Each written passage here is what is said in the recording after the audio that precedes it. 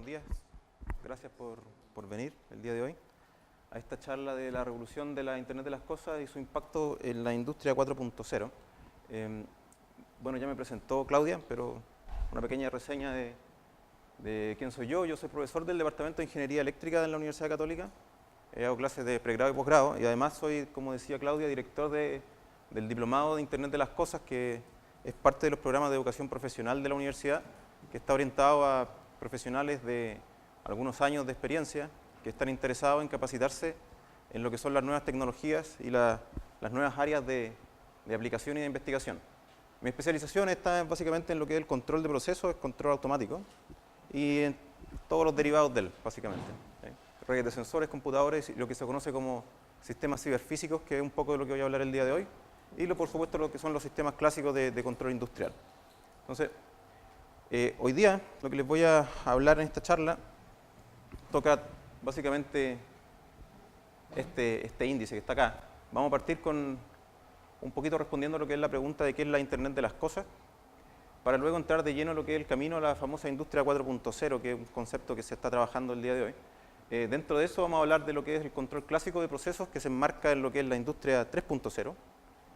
Luego el concepto de Internet industrial, que es lo que nos abre un poco las puertas hacia la industria 4.0, y terminar con lo que son los modelos de referencia, que vienen siendo abstracciones que nos permiten diseñar sistemas para la industria 4.0. Y finalmente un par de ejemplos de cosas que hacemos nosotros en la universidad con diversas industrias que nos vienen a pedir ayuda, básicamente. ¿Okay? Pero antes de entrar en la charla, les quería mostrar un poco lo que es el diplomado que mencionó Claudia. Nuestro diplomado de Internet de las Cosas y la industria 4.0 se compone básicamente de 4 cursos. El curso de Internet de las Cosas, el curso de Internet Industrial o Industria 4.0, el curso de Analítica de Datos y finalmente el curso de Desafíos para la Industria 4.0, donde revisamos diversos casos de estudio y distintos problemas que están apareciendo hoy día en diversas áreas de la industria, y trabajamos un poco en cuáles son los conceptos de Internet de las Cosas que se aplican a estos casos de estudio. Entonces, este programa tiene una duración de 128 horas lectivas y se desarrolla en un periodo de algo así como 6 meses, si no me equivoco, ¿no? Sí, 6 meses. ¿Sí? Entonces, el objetivo general del diplomado es básicamente identificar los elementos constituyentes, principios de operación, las arquitecturas, plataformas de comerciales y requerimientos de implementación de los sistemas basados en la Internet de las Cosas. Y el objetivo fundamental es desarrollar competencias para dirigir y diseñar proyectos de implementación de sistemas IoT. O sea, nuestro diplomado no se enfoca en enseñarles a programar sensores, por si eso era su interés, espero que ese no sea. ¿Okay? Sí tocamos un poco lo que es la programación de sensores, pero el objetivo fundamental es desarrollar competencias para dirigir y diseñar proyectos, no para ejecutar a nivel de programador. Entonces, el primer curso trata fundamentalmente de lo que es la Internet de las Cosas en todas sus dimensiones. La idea es comprender desde lo que viene siendo los fundamentos de propagación inalámbrica, ya que los sensores IoT fundamentalmente son inalámbricos, hasta diseñar un nodo. Esa es la tarea del curso, básicamente, diseñar un nodo en cuanto a las diversas dimensiones que tiene un nodo. ¿Okay? El segundo curso de Industria 4.0 lo que trata es de entender el potencial disruptivo de la Internet industrial y cuál es el camino final hacia la Industria 4.0, con foco en lo que es la etapa beneficios y riesgos de la integración de los dominios TI y TO. Eso va a quedar un poco más claro durante la charla qué es lo que es la integración TI y TO. ¿Okay? Y finalmente el objetivo fundamental de este curso es que ustedes puedan diseñar un plan estratégico de transformación digital industrial. Esto está enfocado a la industria de procesos, a la industria logística, no al consumidor final, ¿ya? No a las finanzas, por ejemplo, el retail. Esos son otro tipo de conceptos que trabajamos en otros diplomados, de hecho. El tercer curso tiene que ver con el procesamiento de datos. Vamos a ver durante la charla cómo la IoT está íntimamente relacionada con lo que es el concepto de Big Data. Pero acá, en este curso, nosotros trabajamos el Big Data desde el punto de vista de la generación de datos, del almacenamiento de datos y el procesamiento de datos industriales, básicamente de series de tiempo. ¿Bien? No trabajamos desde el punto de vista del Big Data nuevamente en el dominio del retail, como está muy de moda el día de hoy. Y finalmente, el cuarto curso lo que trata es de que ustedes sean capaces de identificar potenciales casos de uso del sistema IoT en distintas áreas productivas y, por supuesto, apreciar lo que son los elementos de diseño clave para poder implementar sistemas IoT que impactan directamente el resultado de las distintas áreas productivas. ¿Okay? Bueno, volvamos entonces a lo que es la charla, más en particular la charla del día de hoy. Entonces, ese es el contenido, como les decía, y vamos a partir con la pregunta de qué es la Internet de las Cosas. Entonces, para tratar de responder esto, Yo me voy a tomar directamente de lo que es una definición oficial de la IEEE. La IEEE viene siendo el Instituto de Ingenieros Eléctricos y Electrónicos. Y esta es la definición oficial que da la IEEE en la comunidad técnica de Internet de las Cosas de la IEEE el año 2015. Entonces nos dice que la Internet de las Cosas es una red que conecta cosas inequívocamente identificables a la Internet. ¿Okay? Entonces acá aparece de inmediato el concepto de Internet como el soporte de lo que es un sistema de Internet de las Cosas. Y las cosas tienen ciertas capacidades, en particular de sensado y o actuación. Sensado en el sentido de que voy a medir ciertas variables, y actuación, es decir, voy a actuar sobre el ambiente. A nosotros nos interesa cerrar un lazo acá, un lazo de control. Por eso el control automático está muy involucrado en este concepto de IoT.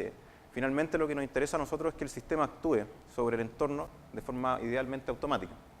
Además, estos sensores, estas cosas tienen capacidad de autoprogramación. Es decir, la idea es que el mantenimiento sea mínimo. ¿Sí? Gracias a la identificabilidad y la capacidad de sensado-actuación, una cosa opera como una cierta fuente de información, eso todos lo tenemos más o menos claro, y su estado puede ser leído y modificado desde cualquier lugar, en cualquier instante, por cualquier usuario autorizado. Es decir, esta definición lo que nos plantea es que las cosas siempre tienen que estar vivas y siempre tienen que ser accesibles, ¿sí? Desde cualquier lugar y en cualquier instante. Y la Internet es lo que nos da el soporte para que eso sea posible.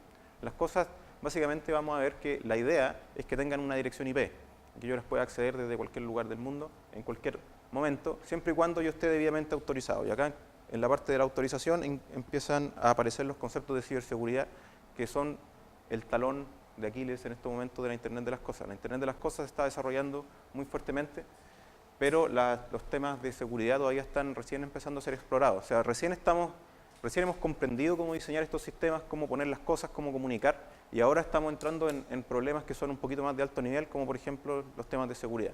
Los temas de conectividad están recién, como les decía, siendo solucionados, y eso es lo que inicialmente nos planteaba desafíos de desarrollo. Pero ahora que eso ya está un poquito más maduro, hemos tenido que empezar a preocuparnos un poco más de lo que es, por ejemplo, los temas de la seguridad. ¿Okay? Ya, entonces, la Internet de las Cosas se desarrolla desde dos puntos de vista fundamentales. Uno, por supuesto, es la academia. La academia está liderada por lo que es la IEEE, en particular por la comunidad técnica de la Internet de las Cosas, y la academia tiene dos grandes fuentes de información, de diseminación. Uno viene siendo el Internet of Things Journal, que es una revista científica, y la otra es la gran conferencia de la IoT, el IoT World Forum de la IEEE. De forma paralela, la Internet de las Cosas también se desarrolla en lo que es la industria, y notablemente hay dos empresas que lideran una especie de consorcio en lo que tiene que ver la IoT, Cisco con el IoT World Forum y Intel con el IoT Solution Alliance. ¿Okay? Entonces, la Internet de las Cosas es un esfuerzo cooperativo, colaborativo entre la industria y la academia desde estos dos puntos de vista. Existe un congreso mundial que es el M2M World Congress. M2M significa Machine to Machine Communications. Básicamente se dedica a lo que es la conectividad máquina a máquina. ¿Sí? Entonces, la arquitectura general de un sistema IoT se ha conceptualizado hasta el día de hoy en una especie de sistema complejo que cuenta con tres fases fundamentales. Una fase de colección de información, que es lo que está más cercano al plano físico, donde se ubican los sensores.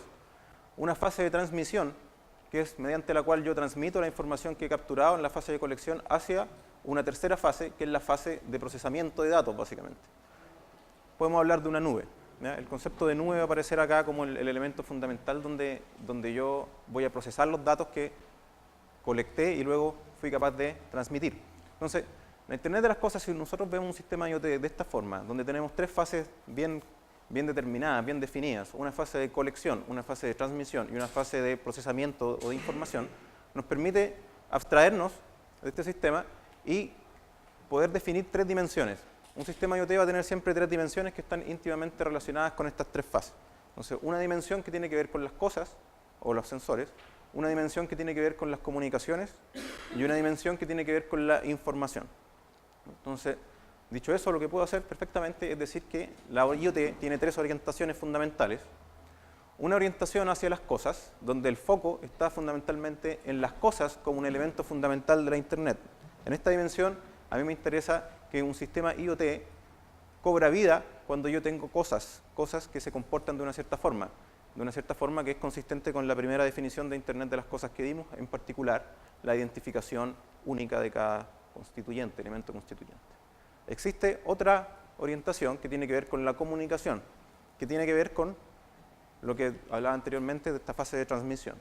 Y acá el foco está en el networking, el foco está en generar redes entre estas cosas, redes que me permitan obtener la información, rescatarla y llevarla hacia donde yo quiera, donde yo puedo procesarla. Y en esta dimensión, el protocolo IP es la base para la comunicación. El protocolo IP, que viene siendo la I de la IoT. El protocolo IP es lo que me va a permitir a mí que las cosas pertenezcan a la Internet y que tengan una dirección IP a la cual yo voy a poder acceder desde cualquier lugar del mundo. ¿Sí? Y finalmente, la orientación a la información, lo que nos dice es que el foco está en la interpretación de los datos generados. Es decir, que el valor que cobra un sistema IoT tiene que ver con la información que yo puedo extraer de él, más de el tema de poder medir cosas. O sea, cuando estamos en esta dimensión, lo que nos interesa a nosotros es darle valor a la información más que obtener mediciones de sensores. Cuando estamos parados acá, nosotros decimos que el procesamiento y la visualización es lo que da valor a la IoT, más que el adquirir datos. Entonces, si planteamos un sistema IoT en estas tres dimensiones, queda de inmediato claro que cuando nosotros queremos trabajar en diseñar e implementar un sistema de este tipo, vamos a necesitar profesionales involucrados que cumplan con diversas competencias.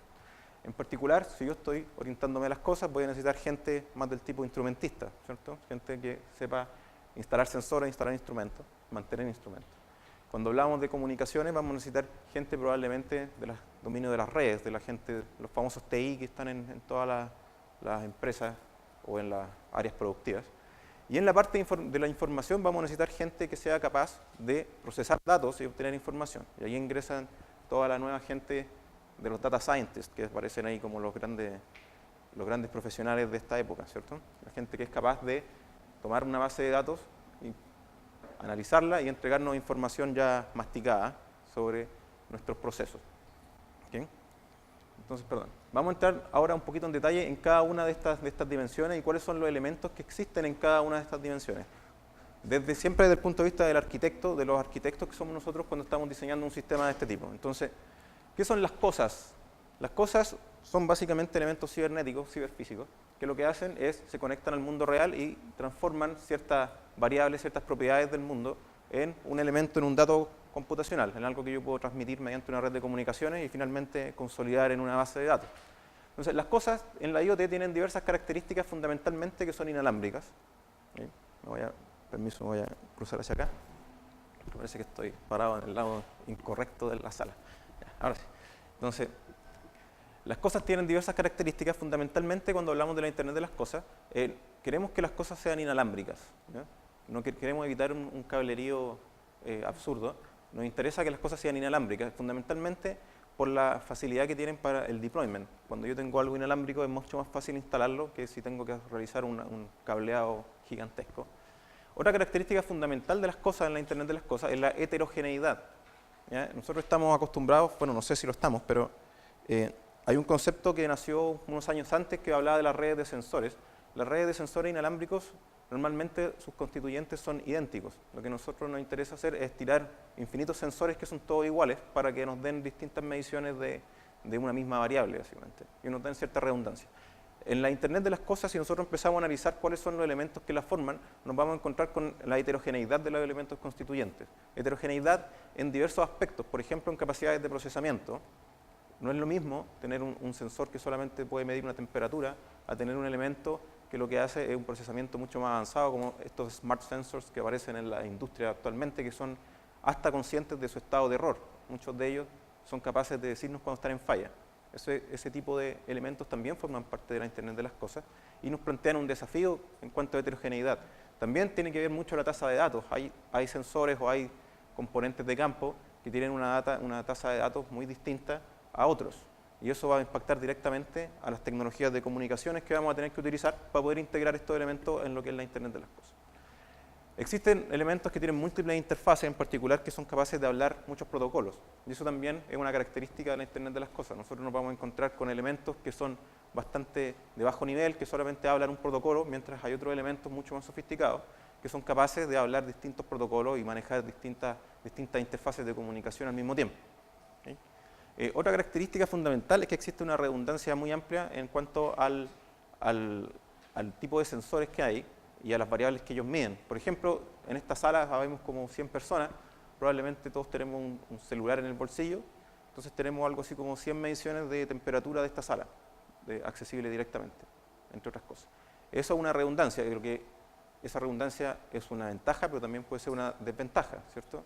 Si tuviera un sensor de temperatura en esta sala, yo sabría cuál es la temperatura, pero al tener 100, no sé cuál es la temperatura. ¿Cierto? Necesito algún tipo de procesamiento extra. Entonces, esa redundancia hay que aprender a utilizarla de una forma ventajosa en un sistema IoT. Es una característica fundamental. Otra característica es la movilidad. Podemos tomar como ejemplo el mismo ejemplo del celular. Nosotros tenemos varios sensores en nuestros celulares, pero nos vamos moviendo a través de la ciudad. Por lo tanto, la topología de estos sensores cambia. Cambia en el sentido de que yo no voy a ser capaz de comunicarme por una ruta a ese sensor siempre, sino que ese sensor, al ser móvil, voy a necesitar un protocolo de ruteo activo para poder establecer en todo instante dónde está ese sensor y poder acceder a él. Y eso también es un desafío en cuanto a lo que es el diseño. ¿Okay? Bueno, no voy a pasar por todas ellas, pero otra característica fundamental que se pide en la Internet de las Cosas es que los sensores sean baratos. Es decir, estamos pensando en un sistema con elementos constituyentes más bien desechables, ¿no? Esa es otra característica fundamental. Entonces, cuando nos planteamos este es el problema de diseñar o de implementar un sistema IoT, pensamos en, bueno, yo quiero medir algo, quiero desarrollar un nodo, ¿cuál es la mejor forma de hacerlo? Y hoy en día existe una revolución en torno a lo que son las llamadas plataformas de prototipado. Probablemente muchos han escuchado algunos de estos nombres que aparecen acá en esta pantalla. Las plataformas de prototipado son básicamente tarjetas electrónicas con ciertas capacidades pseudo avanzadas, que lo que me permiten a mí es en un tiempo muy corto, digamos, en plazo de una semana, unos días, si tenemos competencias avanzadas en esto, prototipar desde la nada a un nodo con bastante sofisticación. Por ejemplo, hay plataformas de prototipado como viene siendo el Dragon Board, por ejemplo, que lo que tiene dentro es un procesador Qualcomm de celular. Es decir, yo puedo en esa máquina hacer básicamente lo que yo quiera, ¿ya? Y en un tiempo bastante récord. Antiguamente lo que había que hacer era comprar el procesador y lo que llegaba era una cosita chiquitita y después teníamos el problema de poder acceder a ella. Teníamos que diseñar una placa y el tiempo desde que yo adquiría el componente hasta que era capaz de hacer algo en él era muy amplio. Sin embargo, hoy en día, al existir estas plataformas de prototipado, en un par de días yo ya puedo estar trabajando directamente en el procesador o en el sensor y poder construir un nodo en un tiempo bastante récord. Okay. Bueno, entonces lo que tratamos de hacer siempre es, queremos diseñar una cosa, lo que hacemos es compramos una plataforma, esquemamos un poco cuáles son los requerimientos, compramos una plataforma y nos ponemos a trabajar directamente. Una vez que ya tenemos este nodo ya generado y ya está probado, lo que hacemos es lo construimos directamente en una placa que fabricamos nosotros para nuestras necesidades específicas. Pero este tipo de plataforma agiliza mucho lo que es el desarrollo. En cuanto a las comunicaciones de la IoT, no son nada más que un cierto stack de protocolos, como cualquier sistema de comunicación. La diferencia fundamental es que acá en la IoT lo que nos interesa a nosotros es comunicar fundamentalmente máquinas con máquinas. Y al comunicar máquinas con máquinas, lo que tenemos son otro tipo de protocolos que están involucrados. Pero el concepto es el mismo, que voy a tener un stack de protocolos tal cual lo tengo en la Internet del día de hoy, como el que usamos nosotros habitualmente. Claro que en lugar de tener HTTP probablemente en la aplicación vamos a tener otro tipo de protocolo, ¿okay? Como MQTT, por ejemplo. Entonces, las comunicaciones en la IoT uno puede, a muy grueso modo, establecer tres grandes jerarquías. Una que tiene que ver con las redes de área local o área personal, que están fundamentalmente orientadas a lo que es la comunicación indoor. Una que es, por otra parte, redes celulares, que viene siendo algo que es outdoor y que es de muy larga distancia. Y lo que son las Low Power Wide Area Networks, que son un tipo de redes que son específicas para lo que son la Internet de las Cosas. Si nosotros miramos el concepto de área local o área personal, el Bluetooth, por ejemplo, lo hemos venido utilizando hace mucho tiempo con los audífonos, con los teclados, los mouse. Entonces es algo que está más o menos interiorizado por nosotros. Si hablamos de las redes celulares, ¿para qué decirlo? Lo que tiene que ver con LTE, por ejemplo, lo usamos todos los días nosotros en el metro, en cualquier lugar. Sin embargo, esta nueva categoría, la de Low Power Wide Area Networks, es específica para lo que son las redes de sensores, en particular para lo que es la IoT. Y probablemente Sigfox y LoRa es algo que está empezando a ser escuchado, pero no tenemos todavía mucha conciencia de cómo esto funciona. Entonces, esta categoría de comunicaciones es especial para lo que son la Internet de las Cosas y lo que habla es de un tipo de transmisión de muy baja tasa de datos. Es decir, está especialmente diseñado para lo que son sensores que básicamente se prenden cada cierto tiempo y mandan un paquete de datos muy pequeño. En contraste con lo que son las redes celulares, donde nosotros tenemos acá un ancho de banda gigante, ¿cierto? Nosotros somos capaces de ver video en tiempo real, en HD, por LTE. Sin embargo, en LoRa lo único que hacemos es mandar un paquete de datos de muy baja tasa. ¿Okay? En cuanto a lo que les decía antes, lo que son los protocolos de las comunicaciones de la Internet de las cosas, se organizan en un stack de comunicaciones tal cual lo haríamos con una red de computadores. La diferencia es que los protocolos son un poco distintos y aquí empiezan a aparecer ciertos protocolos que normalmente no estamos acostumbrados a ellos, como viene siendo el 802.15.4, que es la base del Zigbee, por ejemplo, que es un protocolo de red de sensores que es bastante maduro, o por ejemplo lo que es el Stack Thread, que es un stack que impulsa Google. ¿Okay? Como les decía, en la capa aplicación probablemente nosotros estamos habituados a lo que es trabajar con HTTP, que es lo que hacemos todos los días cuando vemos un browser, pero en cuanto a lo que es la Internet de las cosas, empiezan a aparecer otro tipo de protocolos de mensajería como el MQTT, protocolos como el CoAP, que es una versión light de lo que viene siendo el HTTP, el AMQP, que es otro protocolo de mensajería, o el DDS, que también es un tipo de protocolo de mensajería. Normalmente los protocolos de capa aplicación en redes de sensores están muy orientados a lo que son los protocolos de mensajería, tipo chats, ¿ya? Ese tipo de conceptos se utiliza. Entonces, como vemos, la Internet de las cosas no es nada más que una red de computadores, si lo planteamos desde este punto de vista. La diferencia es que usa otro tipo de protocolos en su fase de comunicación, protocolos que están específicamente diseñados para las necesidades de los sistemas IoT, en cuanto a lo que son las tasas de datos y teniendo muy en cuenta las capacidades de las cosas. Porque no es lo mismo utilizar un computador abajo que utilizar un sensor que opera con una batería que no le voy a cambiar en 10 años, ¿cierto? Son necesidades distintas y esas necesidades están pensadas cuando yo diseño estos protocolos a nivel de capa aplicación. Pero el concepto es que la Internet de las cosas no deja de ser una red de computadores al final. ¿Okay? ¿Qué pasa con la información? Estas cosas que van a estar tiradas alrededor de mi planta, alrededor de mi entorno físico, van a generar datos. Y esos datos tienen ciertas características. Y esas características cumplen con lo que se conceptualiza como lo que es el Big Data. ¿Ya? Entonces, la IoT, desde este punto de vista, pasa a ser un generador de Big Data. Pasa a ser una plataforma que lo que hace a mí me provee con infinitos datos a una muy alta tasa, a una velocidad de generación muy grande y de una variedad infinita. Y esos datos tengo que ser yo capaz de integrarlos y poder extraerles la información necesaria para yo sacar ventaja de mi sistema IoT. Normalmente, para poder hacer eso, lo que utilizamos es el concepto de Cloud Computing. Básicamente trabajamos en una nube. El concepto de Cloud Computing ha sido bastante utilizado en el último tiempo. De hecho, probablemente todos acá utilizan los Google Docs o ese tipo de aplicaciones que corresponden a un software como servicio, que es parte del concepto de Cloud Computing. ¿Okay? En particular, nosotros estábamos quizás focalizados más en lo que es la infraestructura como servicio, que viene siendo una gran nube donde yo puedo depositar mis datos en una base de datos. ¿Ya? Entonces, la idea es que un sistema IoT va a partir desde el campo del mundo físico con un conjunto de sensores que van a medir algo y va a terminar en una nube, va a terminar en una base de datos que está en una nube a la cual yo voy a acceder, voy a realizar procesamiento sobre ello y voy a obtener finalmente mi información. Y ese es el camino completo, desde los sensores hasta la visualización sobre algún tipo de entorno web, a partir de una cierta nube. ¿Bien? Entonces, ¿cómo diseñamos un sistema IoT? Pensemos que estamos involucrados en un problema que nosotros pensamos que tiene una solución del tipo IoT. Entonces, ¿cómo podemos diseñar un sistema apropiado para esa aplicación? Podemos hacerlo de distintas formas. Entonces, una opción sería partir con las cosas, luego enfocarme en las comunicaciones y finalmente enfocarme a la información que yo puedo acceder de ello. Por ejemplo, si yo tengo dada en esta sala muchas cosas que miden temperatura, yo podría pensar, bueno, ya que son todos celulares, puedo utilizar algo así como Wi-Fi en el nivel de comunicaciones y la información que yo podría sacar de ello es un cierto mapa de temperatura que yo podría construir en esta habitación. ¿Okay? Pero existen otras formas. Por ejemplo, yo podría tener ciertas cosas y después pensar en cuál es la información que yo puedo obtener a partir de esas cosas y en base a eso generar un plan de comunicaciones. Es decir, mira, la temperatura tiene bastante inercia, por lo tanto yo con que transmita una vez cada minuto estoy bien.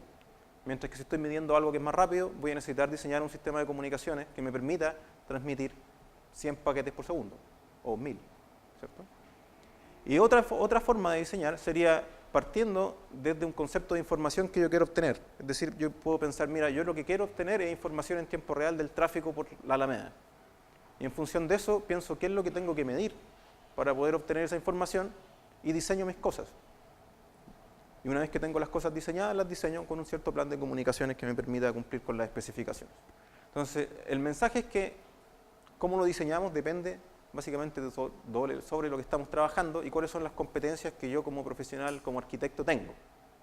Sin embargo, sea cual sea el approach que tome, voy a necesitar usar una abstracción apropiada para diseñar e implementar. Y en este contexto de las abstracciones existen los que se conocen como los modelos de referencia. En particular hay un modelo de referencia, que es el modelo de referencia del IoT World Forum, que está impulsado por Cisco, que nos plantea que un sistema IoT debería ser conceptualizado en 7 capas, partiendo por una capa física donde están básicamente las cosas, los devices, los sensores, perdón. Luego vendría una capa de conectividad, que es la que permite que estas cosas transmitan sus datos hacia arriba. Una tercera capa que se conoce como el edge o la niebla, no sé si han escuchado el concepto de niebla, que contrasta al concepto de nube, que está entre la nube y el terreno está la niebla. Esta vendría siendo la capa de niebla, que lo que me plantea a mí es un primer nivel de integración de información. Acá, por ejemplo, en esta capa se hacen cosas como consolidar información de alta frecuencia que viene desde abajo en un dato un poquito más espaciado, para alivianar la carga de la cuarta capa, que es la base de datos, donde yo consolido mi información. Y acá la información ya está offline, ya está en otro tiempo de respuesta. Acá las cosas están actuando en un tiempo real más duro, mientras que acá esto está consolidado y está, básicamente me sirve la información, me sirve los datos para que yo pueda extraer información de ellos a partir de lo que son ya las aplicaciones. Pensemos un motor de procesamiento de datos. ¿Sí? Entonces, si yo conceptualizo un sistema IoT en este tipo de modelo con 7 capas, yo puedo construir cualquier sistema capa por capa, ya sea de arriba a abajo, de abajo a arriba, o incluso puedo partir del medio, de donde yo quiera. ¿Sí? Pero la idea es que con este tipo de modelo yo voy diferenciando rápidamente cuáles son las necesidades de cada una de estas capas y cuáles son las competencias de las personas involucradas en cada una de estas capas. Si yo diseño un sistema de este tipo, yo pongo al instrumentista a trabajar abajo, pongo al data scientist a trabajar en la capa 6 y pongo a los TI a trabajar en esta capa de acá. ¿Ya? Entonces yo puedo diseñar este sistema capa por capa, con funcionalidades capa por capa, y voy asignando responsabilidades y competencias a los profesionales capa por capa. Y voy así, de esa forma, diseñando mi plan, mi proyecto, al tiempo que sea necesario hacerlo. ¿Okay? Entonces la pregunta que viene ahora es, ¿cómo impacta la IoT a la industria? ¿Cómo impacta un sistema de este tipo, conceptualizado de esta forma? Pensando que tiene 3 dimensiones fundamentales, una dimensión de cosas, una dimensión de información y una dimensión de comunicaciones en medio, ¿cómo impacta esto a la industria? Desde el punto de vista de las revoluciones industriales, nosotros podemos observar en esta figura que la primera revolución industrial, que nosotros esto probablemente se aprende en el colegio, tiene que ver con lo que es la mecanización. La segunda revolución industrial tiene que ver con lo que es la línea de ensamblaje, ¿cierto? La producción en cadena. La tercera revolución industrial es la automatización, los sistemas de control que ingresan a las faenas industriales. Y la cuarta revolución industrial es la que se conoce como Smart Factory. Y la IoT está precisamente en este marco, en el marco de la cuarta revolución industrial. Entonces la pregunta es, un sistema de este tipo, conceptualizado de esta forma, ¿cómo nos permite a nosotros movernos desde el estado actual de la industria 3.0 hacia la industria 4.0, que es finalmente donde queremos llegar? Entonces, para poder responder, para poder abordar esta pregunta, lo que tenemos que hacer primero es dar una mirada un poquito más cercana a lo que es el estado actual de las cosas, del estado actual de la industria, lo que viene siendo la industria 3.0. Y para poder hacer eso, vamos a tratar de motivar un poco lo que es el control de procesos. ¿Okay? El control de procesos tiene que ver claramente con lo que es la industria 3.0. Entonces, nosotros los ingenieros de control, hace muchos años descubrimos que era buena idea automatizar los procesos. Entonces, en esta figura tenemos algo así que es como un flowchart de una compañía minera, por ejemplo, donde parto acá con un chancador, luego tengo una línea de transporte, un molino SAC, un molino de bolas, unos ciclones de clasificación, una flotación y un espesamiento. Entonces, nosotros aprendimos hace mucho tiempo que era buena idea introducir el control automático en estos procesos, entre otras cosas por lo que aparece aquí en este cuadro, porque nos trae una mayor productividad, una mejor eficiencia energética, un mejor rendimiento, una mejor calidad de producto, un menor impacto ambiental, una menor variabilidad en la producción y, por supuesto, menor intervención humana. Pese, por más que duela eso, menor intervención humana. La automatización pretende sacar a la gente de del borde de la producción, ¿cierto? Lleva a las personas a un nivel un poquito más alto. ¿Bien? Entonces nosotros aprendimos hace mucho tiempo que era buena idea hacer esto. ¿Y cómo lo hacemos? Lo hacemos con un concepto de los lazos realimentados. Entonces, demos una mirada un poquito más cercana a lo que vendría siendo lo que hay dentro de este proceso de flotación acá. Entonces, pensemos que yo tengo el siguiente problema. Tengo un tanque lleno de agua, el cual se alimenta acá con algún tipo de producto. Tengo una descarga y tiene un sensor que mide el nivel. Y yo mi problema es que yo quiero que este tanque siempre tenga un nivel, siempre tenga un cierto nivel. ¿Cómo soluciono este problema? Pongo un elemento computacional acá, que viene siendo lo que se llama el controlador, que lo que hace es toma la medición de este sensor y en base a esa medición, de alguna forma, con algún algoritmo, actúa sobre esta válvula que está acá. ¿Cierto? Y lo que hago yo es veo si es que está muy bajo el nivel, abro la válvula, si es que está muy alto el nivel, cierro la válvula. ¿Cierto? Y con eso yo logro que el nivel de este tanque se mantenga más o menos constante. Sin embargo, los procesos no son tan simples como este, sino que nos encontramos algo más bien quizás de este tipo, donde tengo que poner varios de estos en cadena. La descarga de este ingresa acá, la descarga de este ingresa acá, etcétera, etcétera. Entonces, ¿qué es lo que hago acá? Lo que hago es pongo un elemento computacional más grande, que lo que hace es me comanda los niveles a los que tienen que estar cada uno de estos para que yo finalmente pueda obtener una propiedad que es un poquito más general. Una propiedad que va más allá que el nivel de cada tanque, sino que es algo que es el producto de la línea completa. ¿Sí? Y pongo un segundo nivel de control acá. Entonces tengo un primer nivel de control y un segundo nivel de control. Entonces, si yo itero esto muchas veces dentro de mi planta, con lo que me voy a encontrar es con lo que se conoce como la famosa pirámide de la automatización. ¿Ya? La pirámide de la automatización es esta que está acá, donde parto yo básicamente con los niveles regulatorios que vienen siendo estos, los niveles de campo. Hay un primer nivel optimizante, estabilizante, después un nivel optimizante, etcétera, etcétera, y puedo construir muchas capas de automatización y me encuentro con lo que es esta pirámide de la automatización. Y así es básicamente como opera cualquier planta de proceso hoy en día. Cualquier minera, por ejemplo, en este caso hay una minera puesta en la pantalla, cualquier minera opera con este tipo de concepto, el concepto de la pirámide de la automatización. Y la forma que se materializa esa pirámide de la automatización en la vida real es con el famoso modelo Purdue. El modelo Purdue, o acá, bueno, acá aparece como ISA 99, es un modelo que me dice a mí cómo tengo que yo implementar mis redes informáticas, mis redes industriales, para poder materializar esta pirámide de la automatización. Y el modelo Purdue tiene como característica fundamental que promueve explícitamente lo que es la separación de los dominios IT y OT. Entonces, si ustedes van a cualquier planta productiva, van a encontrar un conjunto de personas que llaman los viejos, y esos viejos son OTI o son OT. Son los viejos de la operación, la gente que se dedica al campo, que sabe de sensores y de sistemas de CS, de sistemas de SCADA, y los TI que saben de otras cosas, de bases de datos, de redes de comunicaciones y que arreglan el correo, ese tipo de cosas. ¿Ya? Entonces, este tipo de modelo lo que hace es explícitamente separar los dos dominios por una razón fundamental, que es que la parte del campo necesita operar en tiempo real, ¿ya? Mientras que la parte de arriba tiene un tiempo de respuesta que tiene que ver con las personas, un tiempo de respuesta humano, mientras que abajo hay un tiempo de respuesta de proceso. Este tipo de modelo ha sido muy bueno para poder implementar esta pirámide de automatización, sin embargo tiene dos problemas fundamentales. El primer problema es que limita la flexibilidad.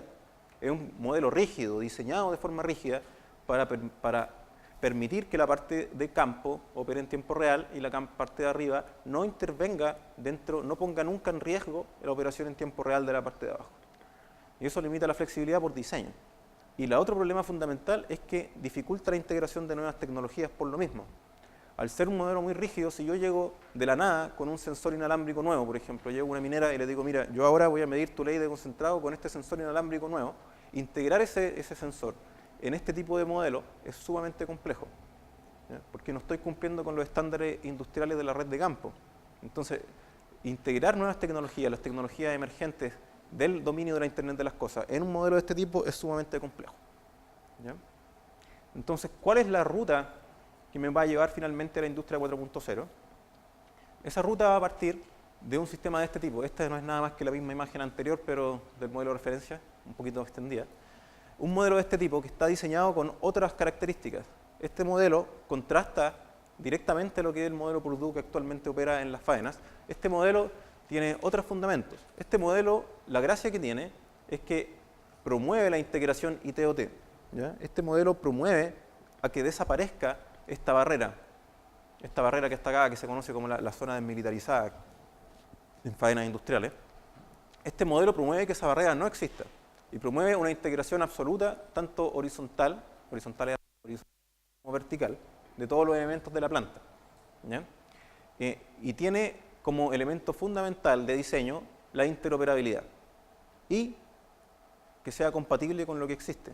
Entonces, este modelo está diseñado para que yo pueda conectarme básicamente a cualquier sistema de este tipo y lo transforme en un sistema que se integra de forma horizontal y de forma vertical. Y esta va a ser la ruta que nos va a llevar de alguna manera a lo que es la industria 4.0. Y aquí nace lo que es el concepto de Internet industrial. La Internet industrial o la Internet industrial de las cosas es la aplicación de los conceptos de Internet de las cosas a redes industriales, a sistemas industriales. Y la Internet industrial lo que busca es que esto se transforme en esto, donde yo tengo una gran empresa que tiene muchas plantas y todas esas plantas están conectadas y yo puedo acceder desde cualquier planta a los datos directos de cada una de las otras plantas.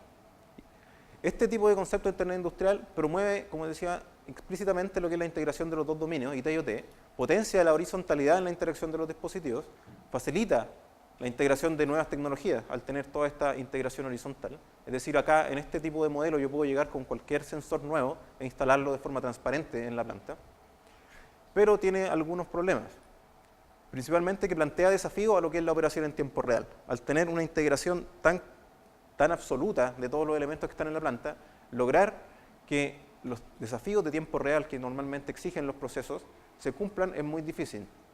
Es muy difícil porque yo ya no tengo ya un scheduler claro, como en el caso del sistema de control industrial, que hace un polling constante de todos los sensores, sino que acá yo tengo una red autoorganizada, que lo que tengo que hacer es lograr de que cumpla con los problemas de tiempo real, que cumpla con los límites de tiempo real. Y eso es muy difícil de lograr. ¿Sí? Demanda profesionales con nuevas competencias, porque ahora ya no están las personas del dominio OT que se dedican solamente a revisar el DCS, sino que esas personas, además de saber sobre instrumentación de campo, van a tener que saber sobre bases de datos y van a tener que saber sobre entornos web, porque aquí vamos a operar en un entorno web. Y plantea lo que es un desafío de integración con los sistemas existentes, es decir, cómo yo le puedo sacar esta estructura rígida a lo que está abajo y lograr transformarla en una estructura un poquito más flexible. ¿Sí? Entonces, para poder ahondar un poco en cuáles son las características de un sistema de Internet industrial, vamos a tratar de ver qué es o cómo yo podría aplicar los conceptos de IoT a una planta de procesos. Entonces, la primera pregunta es, ¿cómo son las cosas de una planta? Si hablamos que las cosas antes eran los sensores de temperatura que tenemos en los celulares, por ejemplo, la pregunta es, ¿cómo son los sensores de una planta productiva, de una industria? La respuesta es que son todas estas que están acá.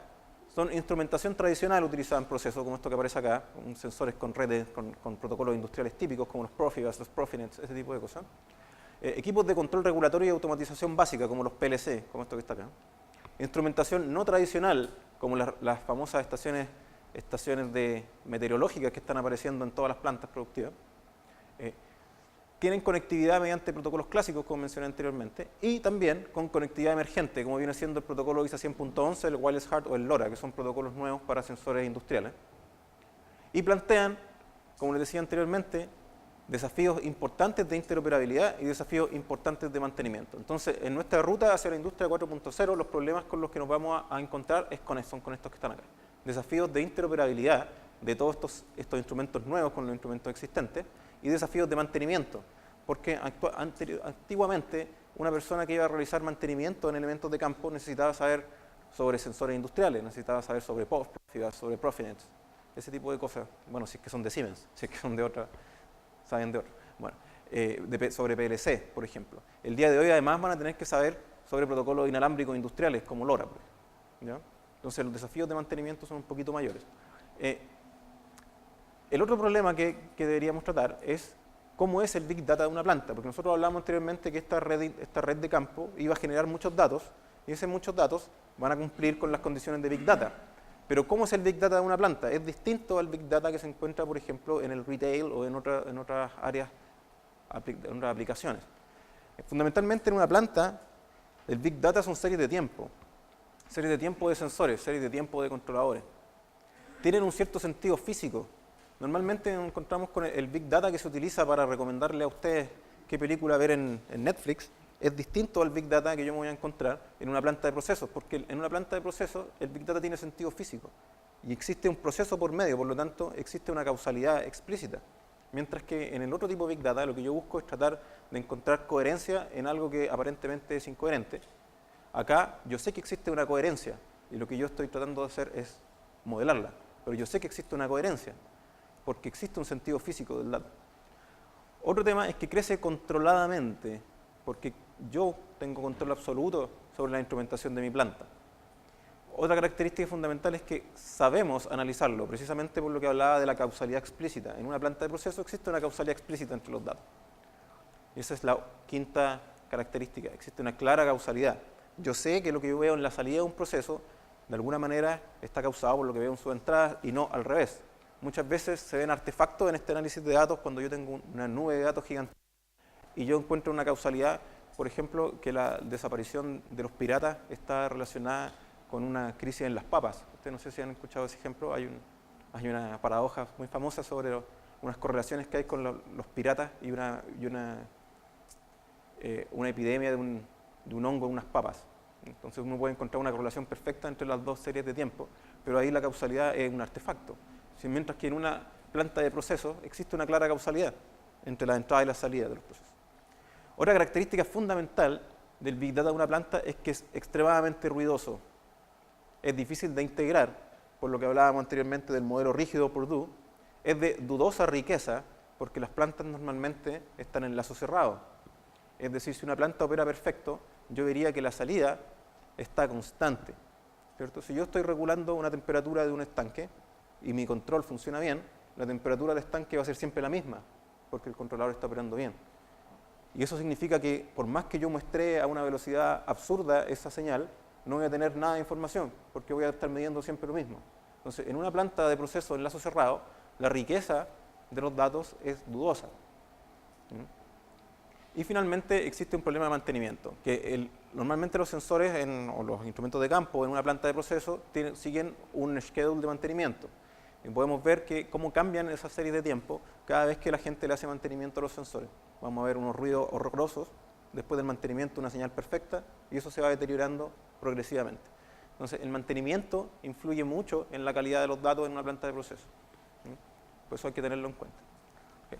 Entonces, ahora vamos a pasar a lo que son dos ejemplos de cómo podemos generar esta ruta hacia la industria 4.0 a partir de los conceptos de Internet de las cosas.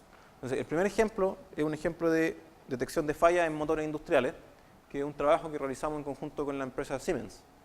Y el objetivo era diseñar una aplicación de detección de fallas para motores industriales. Una aplicación en el sentido de que va a ser una app de celular, una app que funciona en un celular o una tablet industrial. La operación es sobre un entorno de Internet industrial de las cosas. Está basada en técnicas de Machine Learning para procesar el Big Data. Y la visualización es un dashboard en un entorno web. Y la idea es que sea modular e interoperable, es una aplicación autocontenida. Entonces, ¿cómo diseñamos este sistema? Lo diseñamos así. Este es el diseño que cumple o sigue lo que son las 7 capas que les mostré anteriormente. Entonces, acá están las cosas, que viene siendo un motor industrial, con sus sensores, la conectividad a través de este gateway industrial y este data logger industrial, una fase de consolidación en una base de datos y un motor de procesamiento. ¿Sí? Y la idea es que cuando terminamos de hacer esto se ve así. Este es el algoritmo que está dentro, es un algoritmo basado en componentes principales, y el dashboard es este que está acá. Entonces la idea es que el operador en una tablet se acerca al motor, identifica el motor mediante un tag, inalámbrico por supuesto, y lo que le aparece en su pantalla es esto, que son las señales internas y una indicación de que el motor está operando bien o si está operando en falla. Este sistema está siendo servido, por lo tanto yo lo puedo acceder desde cualquier lugar del mundo mediante un permiso y una dirección IP, básicamente. ¿No? Y la idea es que yo pueda meterme directamente al motor, observar todas sus variables a través de los sensores. Y esto, como les decía, está diseñado directamente aplicando el modelo Cisco para sistemas IoT. Otro ejemplo. Este ejemplo es un ejemplo de control automático sobre un espesador industrial. Esto está hecho en conjunto con una empresa que se llama FL Schmidt, que son las personas que fabrican espesadores industriales. Entonces, la idea acá, ¿cuál es?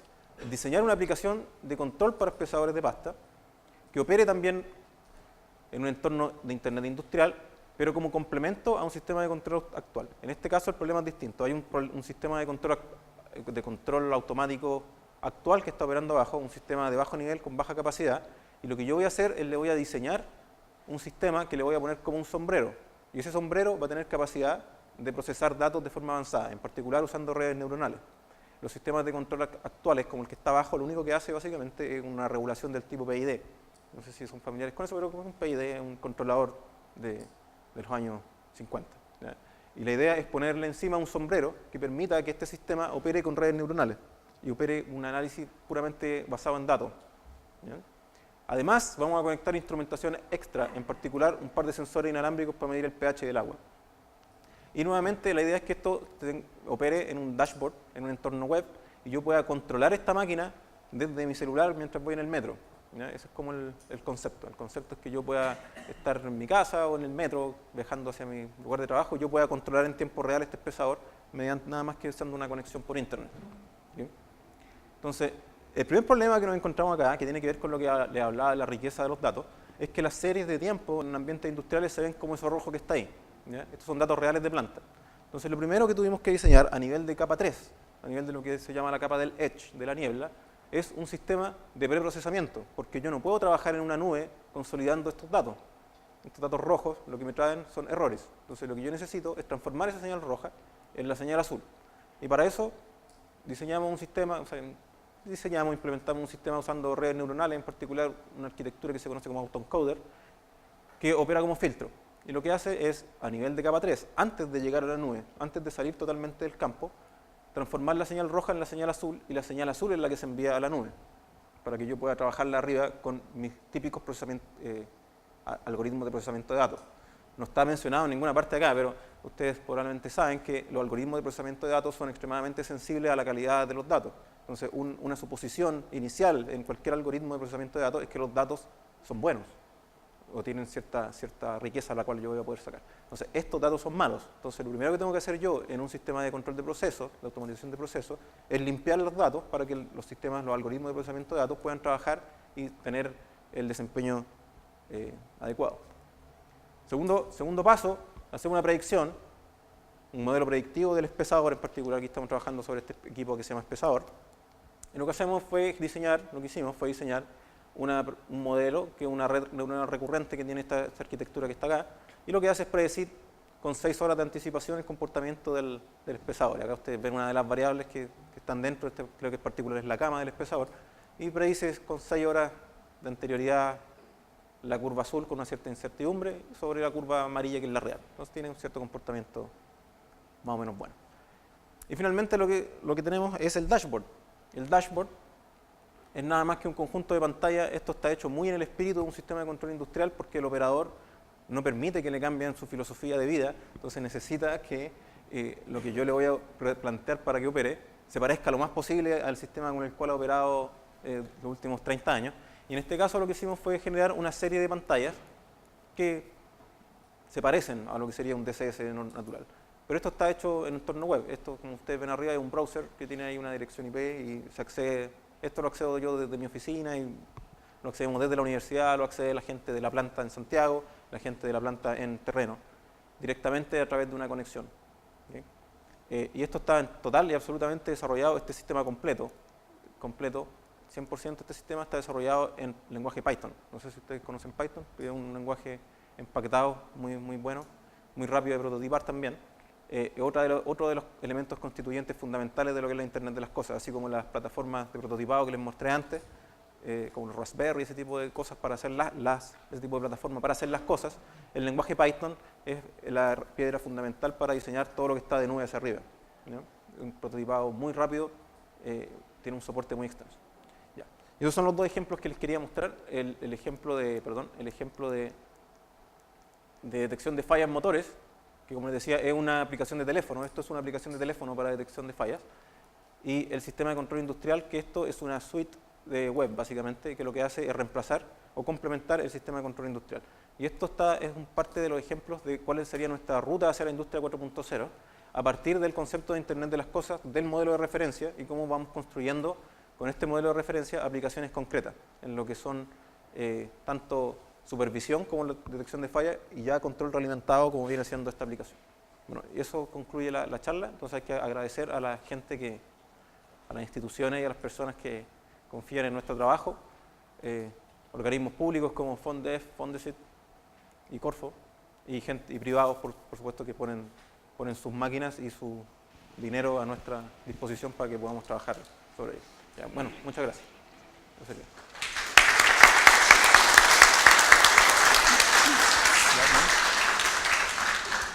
¿Alguien quiere hacer alguna consulta al profesor?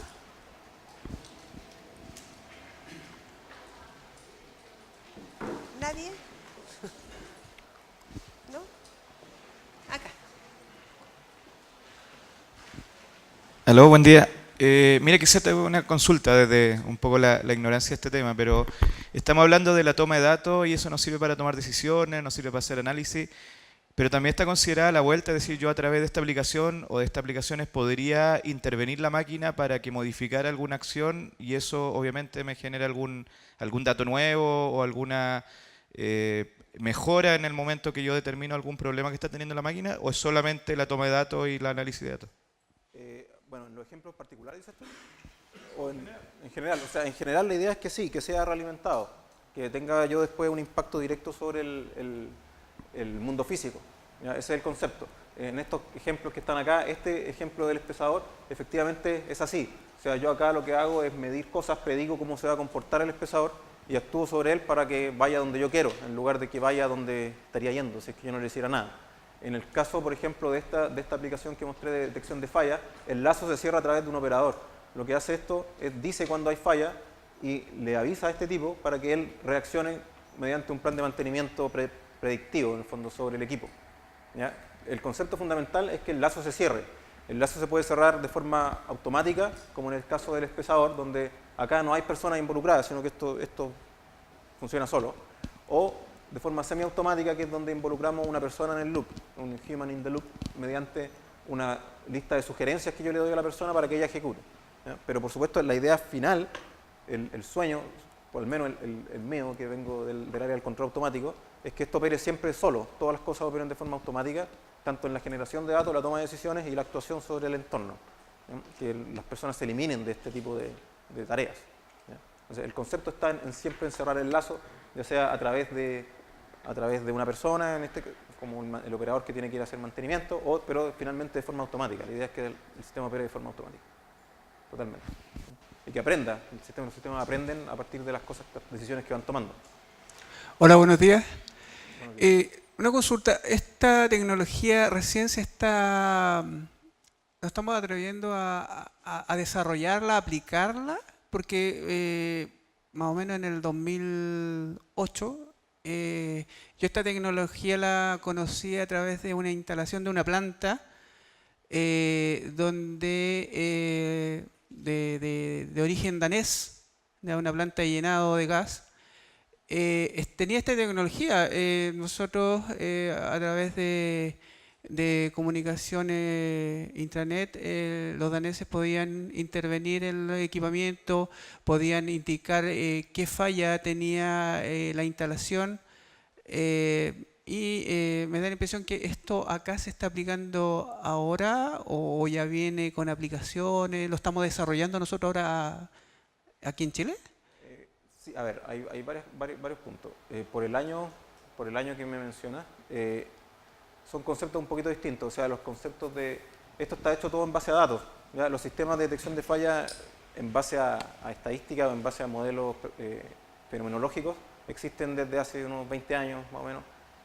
Estos sistemas son sistemas con inteligencia artificial. Entonces, lo que hacen acá, en base a datos, aprenden y van aprendiendo constantemente cómo identificar las fallas, en este caso particular de las fallas. Entonces, esas técnicas de procesamiento de datos son nuevas y se están desarrollando más bien todavía, pero está empezando a madurar. ¿Ya? La aplicación de esto sí en Chile es bien esporádica. ¿Ya? No hay en Chile muchas cosas aplicadas, fundamentalmente por la poca instrumentación que tienen muchas plantas. Las plantas más avanzadas en Chile vienen siendo las mineras, y en las mineras existe un problema más bien político de acceder a los sistemas. Recién están abriéndose un poco. Pero el tema es que cuando yo llego a una planta y quiero implementar un sistema de este tipo, necesito que exista una instrumentación base. Esa instrumentación base muchas veces no está en las plantas productivas en Chile, ¿ya? Entonces, el primer plan es un plan de instrumentación de poder medir las cosas que yo necesito. O sea, de hecho, por ejemplo, ahora estamos trabajando en la refinería de Chuquicamata y pese a que uno dice la refinería de Chuquicamata, el estado de la instrumentación es bajísimo, ¿ya? Entonces, primero hay que hacer un barrido para poder reinstrumentar la planta y después poder utilizar un sistema de este tipo. Ahora, en cuanto a las tecnologías de los sensores, también la novedad son que son sensores inalámbricos, ya que las redes son redes de sensores inalámbricos. Los sensores antes eran sensores por cable, lo que limita la flexibilidad donde yo puedo poner ciertos sensores. Por ejemplo, los sensores inalámbricos ahora me permiten poner elementos para sensar en máquinas rotatorias, que antes no era tan fácil meter sensores. Por ejemplo, hay sensores dentro de las ruedas de los camiones, ¿no? Y hay sensores en los mismos molinos dentro, hay algunas bolas de los molinos que son sensores, tienen un transmisor dentro. Está, por ejemplo, el concepto del ladrillo inteligente, que son piedras que se meten en el concreto, que son sensores también. Entonces, ese tipo de información, la información nueva que antes no se podía acceder por la dificultad de la tecnología, y la parte de la instrumentación, en cuanto a la parte de las cosas, eso es novedad, ¿ya?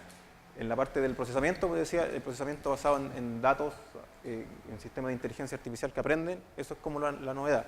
La parte de la conectividad, de poder ingresar por internet a una planta, esa tecnología está madura. Lo que no está es aplicada, implementada tan extensamente y en conjunto con lo que son las redes inalámbricas.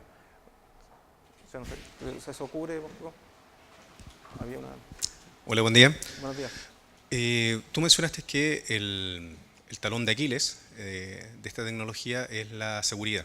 Y mi pregunta es, ¿qué cosas se están haciendo actualmente para poder contrarrestar esa debilidad? Sobre todo viendo, no sé, el impacto que han tenido, por ejemplo, en las fintech, las fugas de información, y bueno, y todos los ataques tecnológicos que están habiendo. Por ejemplo, hace un año atrás se atacó una generadora de energía en Corea del Sur, que está controlada por todos estos sistemas. Entonces me preguntaba eso, ¿qué está haciendo la industria para poder contrarrestar esa debilidad, o talón de Aquiles, como lo mencionaste tú? Sí, bueno, existe una suite de seguridad bien similar al concepto de las 7 capas que yo mostré acá, capa por capa. En este caso hablé de funcionalidades. Hay una suite equivalente con las herramientas de seguridad que se tienen que aplicar en cada una de esas capas. Entonces existe esfuerzo constante de tratar de operar con seguridad en cada capa. Por ejemplo, en la transmisión inalámbrica tenemos temas de autenticación, de encriptación más o menos estandarizados. El tema es que así como existen muchas personas trabajando en asegurar estos sistemas, existen un número equivalente de personas trabajando en violarlos, ¿ya? Entonces hay un juego ahí de tira y afloja. Hay un montón de técnicas que se están utilizando, en particular en lo que son sistemas de control, se están tratando de utilizar lo que son los blockchains a nivel de sensores para poder establecer la veracidad de los datos de los sensores y de los controladores, ¿ya? Pero eso también está en etapa TRL1, diría yo, así como en exploración teórica. No está tan maduro. El tema de las VPN, por ejemplo, es un tema que está súper maduro y que es lo que normalmente se utiliza para poder ingresar a un ambiente industrial desde otro lado. Pero así como existen un montón de personas tratando de asegurarlo, existen un montón de personas tratando de violarlo. Entonces, hay un campo súper rico en lo que es la criptografía el día de hoy también para poder asegurar estos datos, pero son todas cosas incipientes. O sea, actualmente ese es el gran problema y eso va a tener que empezar a surgir los parches a esos problemas en los próximos años. Claro, está el caso de General Electric, el caso de Corea del Sur, hay unos casos en Brasil también de unas violaciones importantes de equipos, donde los hackers básicamente manejan los controladores y hacen que los equipos sufran daño físico. Si yo le pongo un equipo, por ejemplo un molino, a girar a una velocidad que no debiera, lo embanco y genero daño físico, ¿ya? Y eso, efectivamente, con un sistema de este tipo, existe la posibilidad de que eso pase, de que alguien tome control de la máquina y la dañe físicamente, o puede hacer explotar un generador, por ejemplo, con un mal manejo de los circuitos de refrigeración. Eso es un problema y es un problema que se está trabajando. Ahora, ¿cuál va a ser la solución de aquí a 10 años? No sé, pero hay mucha gente trabajando para tratar de asegurar eso. Como decía, el próximo paso yo diría que va a ser en los temas de redes de sensores industriales utilizar mecanismos tipo blockchain para poder, con un sistema distribuido, establecer la veracidad de los datos. Eso sería como lo que estaría Sin, por supuesto, todos los temas de encriptación de las redes inalámbricas, los temas de autenticación, eso sigue madurando, pero eso también hay gente que sigue encontrando los problemas para destruirlo. Sí, dígame. Hola, mira, quisiera hacerte una pregunta sobre tu ejemplo 2, sobre el control de los pesadores de pasta. Sí. Tú hiciste un levantamiento sobre la predicción que al final ayuda a que esto funcione mejor. ¿Cuánto es el tiempo de implementación de esto? Porque ponte tú, yo trabajo en una industria metalmecánica, en el cual el mantenimiento de las cortadoras láser, por no tener una predicción adecuada, hace que la máquina no funcione por un mes, porque son máquinas alemanas. Entonces, de que llegue la persona a hacer el mantenimiento, arregle eso, estamos un mes parados sin tener una producción constante. Entonces, me gustaría a lo mejor implementar esta tecnología en una metalmecánica, pero quisiera saber cuánto es el tiempo que te llevaste en hacer todo eso y hacer lo que fuera eficiente. Ya, a ver, bueno, nosotros nos demoramos 2 años desde que fui por primera vez a ver el espesador de pasta hasta que lo pude controlar de mi oficina. 2 años. Eso es porque es un proyecto de investigación aplicada. Nosotros desarrollamos conocimiento en ese proyecto. Es un proyecto financiado por CONICET, básicamente, un proyecto de investigación para profesores de universidad. No es un proyecto de implementación tipo, no sé, tipo Corfo o tipo para emprendedores, para industria. Por eso nos demoramos. Un sistema de este tipo, teniendo la madurez y los conocimientos necesarios, yo diría que en 6 meses se puede estar piloteando. ¿Ya?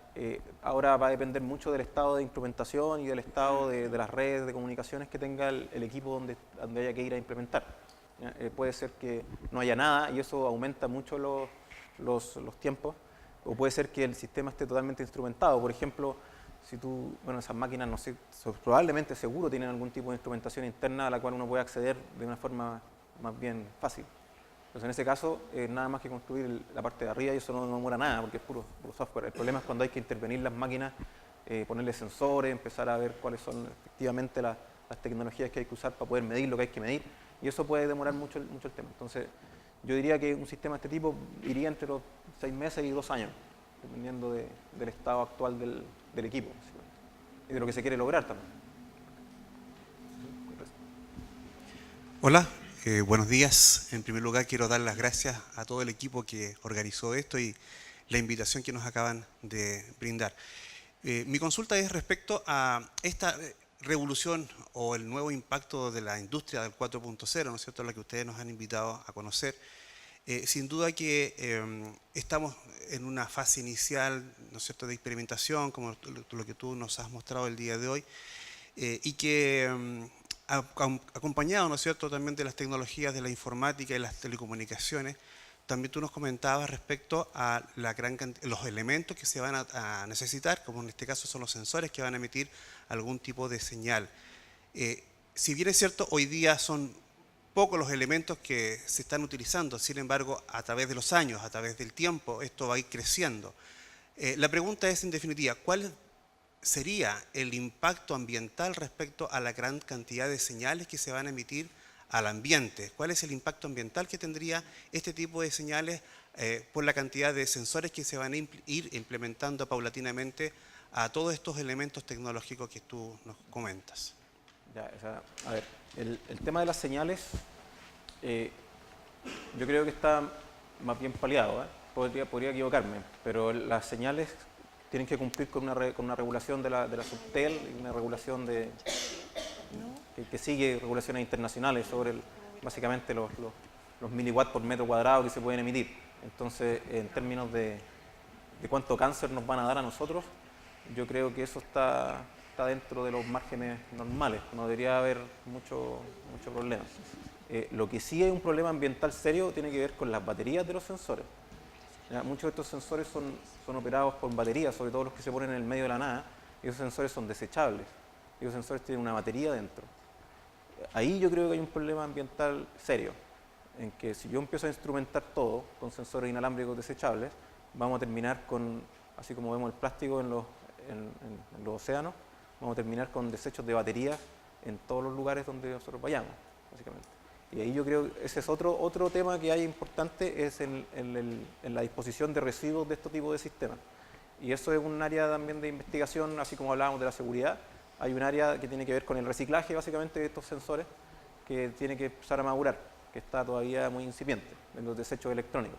O sea, ahí yo sí veo un problema ambiental que puede ser un poquito más claro. El tema de las señales inalámbricas no tienen mucha traza, entonces yo no creería que existe un problema tan terrible. Además que las regulaciones son bien estrictas y estos sistemas son de bajo consumo, entonces no necesitamos transmitir unas potencias descaradas, ¿ya? Todo más o menos estándar. Por ese lado yo no lo vería. Lo que sí va a empezar a aparecer es una congestión ridícula en las redes. O sea, si nosotros hoy en día van en la centro y hacen un scan en la banda de los 2.4 gigas, o sea, la cantidad de redes que hay ahí es ridícula, ¿ya? Estos sensores operan muchas veces en otras bandas, en las bandas de sub 900, de sub giga, en los 915 en particular. También hay otros que operan en 5 gigas. Y hay técnicas para tratar de alocar todas las señales para que no se interfieran tanto. Pero yo veo más un problema de congestión de señales desde el punto de vista de la transmisión de datos, más que desde el punto de vista ambiental. O sea, ahora podría estar equivocado. No sé si existe algún tipo de evidencia que diga que, por ejemplo, las plantas o los animales sufren con radiaciones que están dentro de la norma. Eso no sabría. Se supone que las personas no estaríamos tan expuestas a ello una vez que cumplimos la norma. Eso es lo que dicen los estudios actuales, pero estas cosas cambian rápidamente. Pero sí, el tema medioambiental que a mí más me preocupa tiene que ver con el manejo de los desechos electrónicos. Agradecemos. ¿Una pregunta más? Esta sería la última. ¿Ya?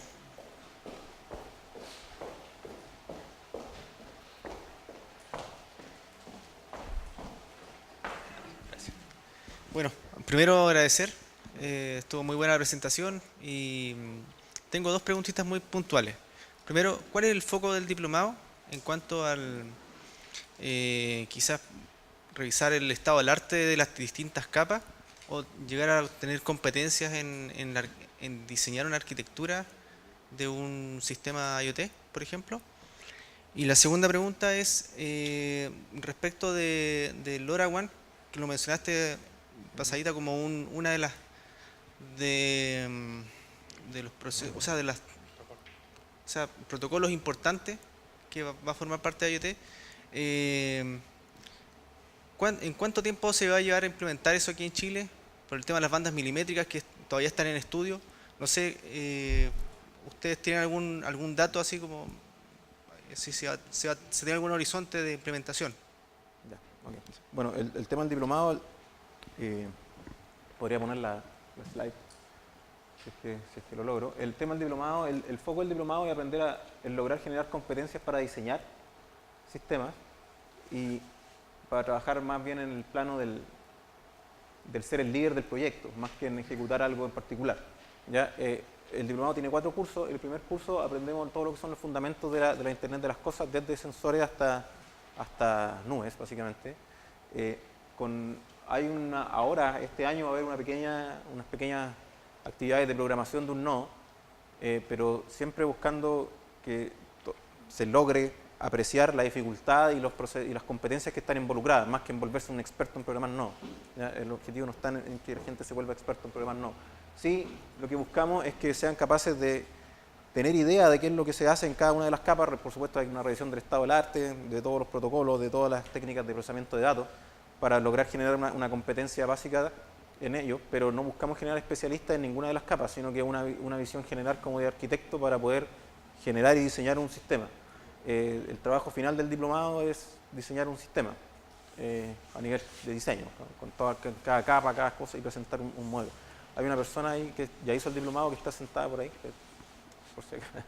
que está conversando, no se está dando por enterado, pero él hizo el diplomado nuestro, ¿cierto? Tú hiciste el diplomado con nosotros, él puede contarte a lo mejor algún detalle en particular del diplomado. La idea es que, como te decía, el diplomado aborda de un plano conceptual todo y desde un plano práctico una pequeña experiencia sobre sensores y una pequeña experiencia sobre procesamiento de datos, de Big Data, básicamente.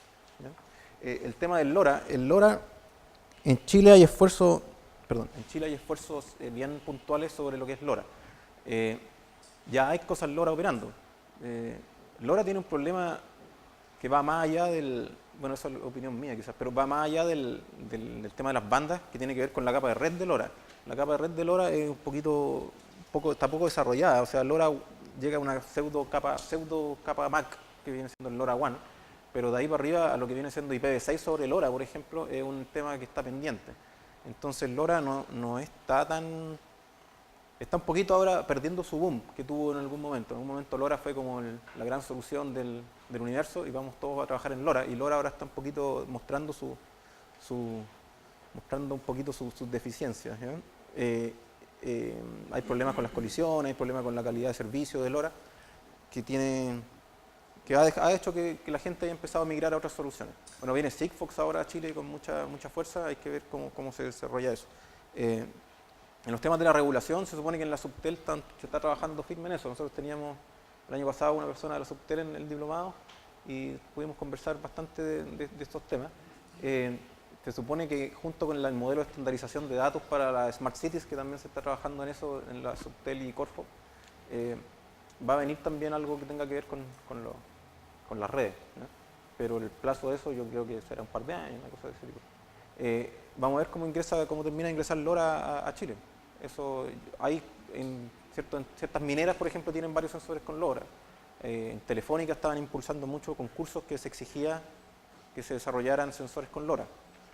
Y hay que ver qué pasa. Pero como te digo, la parte de IPv6 sobre LoRa, mientras eso no esté totalmente solucionado, yo creo que LoRa no va a lograr adueñarse de lo que se supone que se iba a adueñar. Porque hay otras tecnologías que sí permiten IPv6 de forma transparente. Agradecemos a todos su presencia y al profesor por su presentación. Les vamos a enviar información del diplomado y prontamente los vamos a invitar a nuevas actividades de educación profesional. Que tengan buen día.